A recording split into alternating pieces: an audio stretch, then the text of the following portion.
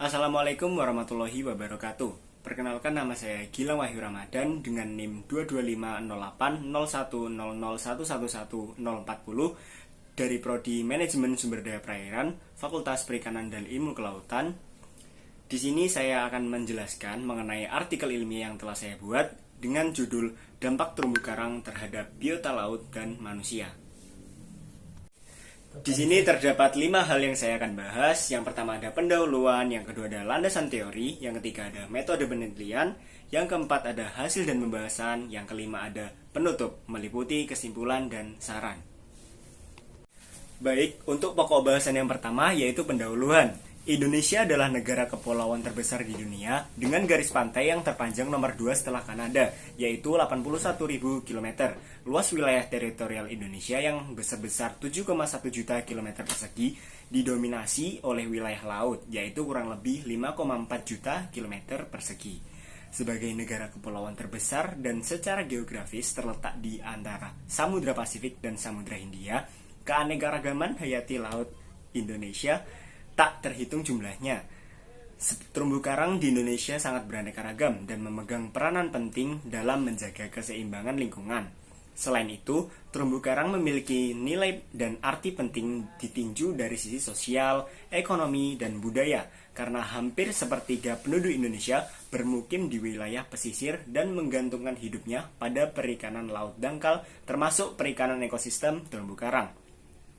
Terumbu karang menjadi penunjang kehidupan berbagai jenis makhluk hidup yang ada di sekitarnya. Terumbu karang menyediakan tempat tinggal, mencari makan, dan berkembang biak bagi berbagai biota laut. Rusaknya terumbu karang akan berpengaruh langsung bagi kehidupan dan kelestarian berbagai hewan di tumbuhan laut.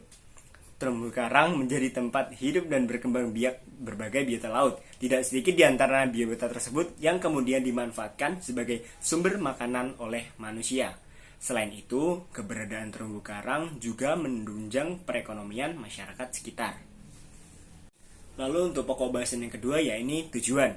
Dari latar belakang tersebut, maka penelitian ini bertujuan untuk menganalisis dampak dari terumbu karang terhadap biota laut dan manusia, serta mengetahui berbagai manfaat yang dihasilkan oleh terumbu karang. Manfaat dari penelitian ini terdapat manfaat secara teoritis dan terdapat juga manfaat secara praktis. Manfaat secara teoritis adalah memberikan wawasan terhadap masyarakat bahwa terumbu karang merupakan hal yang harus dilindungi dan dilestarikan, sehingga keberadaannya tidak punah. Sedangkan manfaat secara praktis adalah untuk memberikan ilmu atau pengetahuan baru terhadap masyarakat sekitar perairan laut, supaya dapat mengetahui cara memanfaatkan terumbu karang agar mendapatkan nilai ekonomis. Dengan wawasan tersebut, diharapkan masyarakat menjadi peduli akan keberadaan terumbu karang dalam ekosistem perairan. Lalu pokok bahasan yang ketiga yaitu landasan teori. Yang pertama terdapat terumbu karang. Terumbu karang merupakan ekosistem pesisir yang paling dominan di daerah tropis yang terletak di sepanjang garis pantai. Terumbu karang merupakan sebuah ekosistem perairan yang dihuni oleh berbagai organisme yang berasosiasi dengan karang dan membentuk zat kapur. Terumbu karang dibentuk oleh aktivitas hewan karang, yaitu simbiosis antara polip dengan alga zooxanthellae, serta organisme penghasil kapur lainnya. Salah satu penyusun ekosistem terumbu karang adalah karang yang termasuk anggota subfilum Cnidaria, kelas Anthozoa, ordo Sclerinatia. Ekosistem terumbu karang terdapat di lingkungan perairan yang dangkal, seperti di paparan benua dan gugusan pulau-pulau di perairan tropis. Terumbu karang memiliki berbagai peranan yang sangat penting dalam tatanan lingkungan kawasan pesisir dan lautan, baik ditinjau dari segi biologi dan ekologi maupun biotanya. Sebagai ekosistem dasar laut dengan penghuni utama karang batu dan dibentuk oleh ribuan hewan kecil yang disebut polip, terumbu karang menyediakan berbagai manfaat langsung maupun tidak langsung. Ekosistem terumbu karang banyak menyumbangkan berbagai biota laut seperti ikan karang, moluska, dan krustasea bagi masyarakat yang hidup di kawasan pesisir. Terumbu karang dan ekosistem pesisir lainnya menyediakan makanan dan merupakan tempat berpijah bagi jenis biota laut yang mempunyai nilai ekonomis yang tinggi. Lalu yang kedua, terdapat perairan. Wilayah perairan dibagi menjadi dua berdasarkan letaknya, yaitu perairan darat dan perairan laut. Kedua wilayah perairan tersebut dapat dimanfaatkan oleh manusia dan makhluk hidup lainnya. Perairan yang berada di daratan disebut juga sebagai perairan umum. Perairan umum adalah bagian permukaan atau daratan bumi secara permanen dan terbentuk secara alami maupun buatan. Selain itu, perairan juga memiliki keanekaragaman jenis biota yang tinggi. Oleh karena itu, perlu dilakukan tindakan untuk menjaga dan memelihara lingkungan perairan agar pemanfaatannya berjalan maksimal. Perairan laut meliputi laut, teluk, selat, dan samudra. Perairan laut merupakan perairan dengan kadar garam yang tinggi dan luas mengenai dan membagi daratan atas benua dan pulau. Sebagian besar air yang ada di darat akan mengalir dan bermuara ke laut. Lalu yang ketiga terdapat biota laut. Biota adalah keseluruhan flora dan fauna yang terdapat di dalam laut. Biota laut sendiri merupakan sekelumpulan makhluk hidup berupa flora dan fauna atau tumbuhan dan hewan yang terdapat di dalam laut. Biota laut dapat dikelompokkan berdasarkan jenis, karakteristik, dan sifat yang dimilikinya. Pengelompokan jenis tersebut antara lain plankton, zooplankton, bakteri plankton, nekton, dan bentos. Keanekaragaman dan kelimpahan biota di alam dapat dipengaruhi oleh beberapa faktor, di antaranya yaitu ketersediaan makanan, kondisi lingkungan, kompetisi, adanya pemangsaan dari predator, serta tekanan dan perubahan lingkungan suatu perairan. Aktivitas pelabuhan kapal yang berlabuh di perairan ini diduga berperan besar dalam pencemaran di wilayah ini. Hal ini akan berdampak pada keragaman dan kelimpahan biota laut yang ada di ekosistem perairan tersebut. Lalu pokok bahasan yang selanjutnya yaitu metode penelitian. Jenis penelitian yang digunakan ini merupakan penelitian deskriptif dengan pendekatan kualitatif. Penelitian deskriptif dengan pendekatan kualitatif ini digunakan karena penelitian deskriptif sendiri berfokus pada penjelasan sistematif tentang fakta yang diperoleh saat penelitian. Metode penelitian yang digunakan dalam penelitian ini merupakan metode penelitian kualitatif. Metode penelitian kualitatif dipilih karena dalam menjelaskan hasil dari penelitian ini diperlukan deskripsi yang membahas secara rinci dampak dari terumbu karang terhadap biota laut dan manusia, serta mengetahui berbagai manfaat yang dihasilkan oleh terumbu karang, sehingga penggambarannya dilakukan dalam bentuk kata-kata dan bahasa.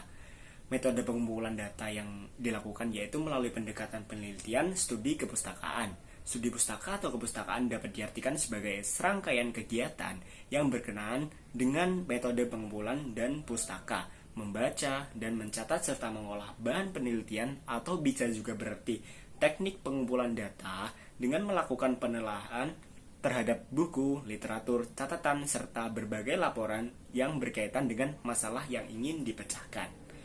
Pengumpulan data tersebut menggunakan cara mencari dan mengkonstruksi dari berbagai sumber, contohnya seperti buku, jurnal, dan riset-riset yang sudah pernah dilakukan atas dampak dari terumbu karang terhadap biota laut dan manusia, serta berbagai manfaat yang dihasilkan oleh terumbu karang.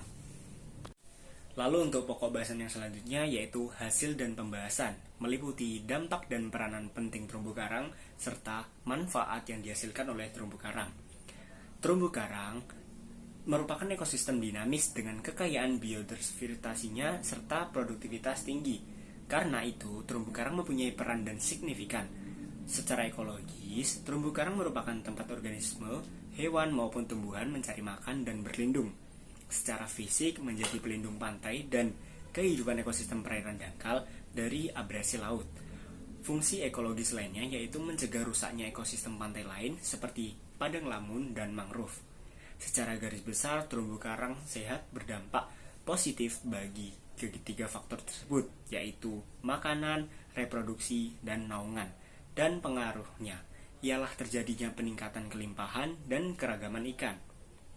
Terumbu karang mempunyai nilai dan arti yang penting bagi dari segi sosial, ekonomi, maupun budaya masyarakat. Terumbu karang mempunyai nilai penting sebagai pendukung dan penyedia bagi perikanan pantai, termasuk di dalamnya sebagai penyedia bahan dan tempat budidaya berbagai hasil laut. Terumbu karang juga berfungsi sebagai daerah rekreasi, baik rekreasi pantai maupun rekreasi bawah laut. Terumbu karang juga dapat dimanfaatkan sebagai sarana penelitian dan pendidikan, serta sebagai tempat perlindungan biota-biota langka. Terumbu karang mempunyai arti yang sangat penting dan strategis bagi ekosistem perairan. Oleh karena itu, sudah sewajarnya apabila terumbu karang harus dijaga kelestariannya. Lalu terumbu karang mempunyai manfaat yang beragam, sehingga dapat diklasifikasikan berdasarkan fungsinya. Yang pertama yaitu fungsi pariwisata, di mana terumbu karang memiliki keanekaragaman jenis biota yang sangat tinggi dan sangat produktif dengan bentuk dan warna yang beraneka ragam. Lalu terdapat fungsi perikanan, di mana terumbu karang merupakan tempat tinggal ikan-ikan karang yang harganya mahal, sehingga nelayan menangkap ikan di kawasan terumbu karang. Lalu yang ketiga, yaitu fungsi perlindungan, karena yang berfungsi untuk melindungi pantai adalah terumbu karang, tepi, dan penghalang. Jenis terumbu karang ini berfungsi sebagai pemecah gelombang alami yang melindungi pantai dari erosi, banjir pantai, dan pariwisata dengan peristiwa perusakan lainnya yang diakibatkan oleh fenomena air laut. Lalu fungsi yang keempat yaitu biodiversitas. Ekosistem terumbu karang mempunyai produktivitas dan keanekaragaman jenis biota yang sangat tinggi. Terumbu karang ini dikenal sebagai laboratorium untuk ilmu ekologi. Potensi untuk bahan-bahan obatan antivirus, anti kanker, dan penggunaan lainnya yang sangat tinggi. Lalu untuk pokok bahasan yang terakhir yaitu penutup, meliputi kesimpulan dan saran. Terumbu karang adalah suatu ekosistem di dasar laut tropis yang dibangun terutama oleh biota laut penghasil kapur, khususnya jenis-jenis karang batu dan alga berkapur. Ekosistem ini mempunyai manfaat yang bermacam-macam. Terumbu karang menjadi penunjang kehidupan berbagai jenis makhluk hidup yang ada di sekitarnya. Selain itu, keberadaan terumbu karang menunjang perekonomian masyarakat sekitar. Rusaknya terumbu karang akan mengakibatkan turunnya produktivitas perairan dan selanjutnya akan mengurangi populasi organisme lainnya. Hal ini dapat terjadi karena sistem rantai makanan akan sangat terganggu, sehingga produksi ikan juga akan sangat berkurang, yang akhirnya akan menurunkan hasil produksi ikan di daerah tersebut. Terumbu karang memberikan beberapa fungsi ekologi terhadap biota laut, yaitu pemijahan, daerah pembesaran, dan daerah untuk mencari makan. Penelitian ini diharapkan mampu digunakan sebagai patokan atau acuan untuk melakukan penelitian yang akan dilakukan oleh peneliti selanjutnya. Diharapkan di masa yang akan datang dapat digunakan sebagai salah satu referensi untuk penelitian selanjutnya, dan dilakukan penelitian lebih lanjut mengenai dampak dan peranan penting dari terumbu karang serta berbagai manfaat yang dihasilkan oleh terumbu karang. Dari pengalaman penelitian sekarang dalam mengamati dampak dan peranan penting dari terumbu karang terhadap biota laut dan manusia, di bagian ini peneliti ingin memberikan saran untuk penelitian berikutnya. Penelitian ini memang belum akurat, maka perlu dibahas secara lebih mendalam dan lebih detail mengenai kontribusi mahasiswa untuk mempertahankan dan melestarikan terumbu karang agar keberadaan dari terumbu karang tersebut tidak punah. Baik, sekian penjelasan saya mengenai artikel ilmiah yang telah saya buat dengan judul Dampak Terumbu Karang Terhadap Biota Laut dan Manusia. Bila ada salah mohon dimaafkan, kurang lebihnya mohon maaf. Wassalamualaikum warahmatullahi wabarakatuh.